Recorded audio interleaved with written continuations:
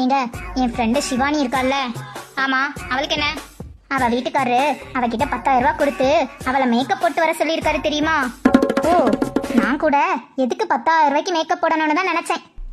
ஆனா அத போட்டுட்டு வந்ததுக்கு அப்புறம் தான் தெரிஞ்சது அவ ஆளே மாறிட்டாங்க. எவ்வளவு அழகா இருந்தா தெரியுமா? நம்ம தெருவே அவளை தான் பார்த்துச்சு. அதுக்கு எனக்கும் அந்த மாதிரி மேக்கப் போட்டுக்கணும்னு ஆசையா இருக்குங்க. இது 10,000 ரூபாய்க்கு மேக்கப்பா? ஏன் அவளே போடும்போது நான் போடக்கூடாதா? அவ கேட்காமலே அவ புருஷன் 10,000 ரூபாய் கொடுத்துருக்காரு. அவ 10,000 ரூபாய்க்கு போட்டா நான் 20,000 ரூபாய்க்கு போடுவேன்.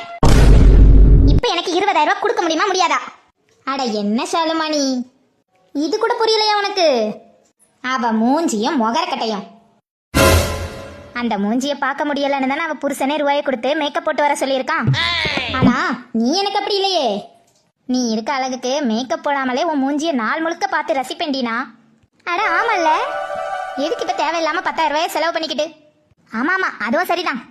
சரி, கொஞ்சம் வெயிட் பண்ணுங்க, நான் உங்களுக்காக போய் சிக்கன் பிரியாணி பண்ணி தரேன். பண்ணு.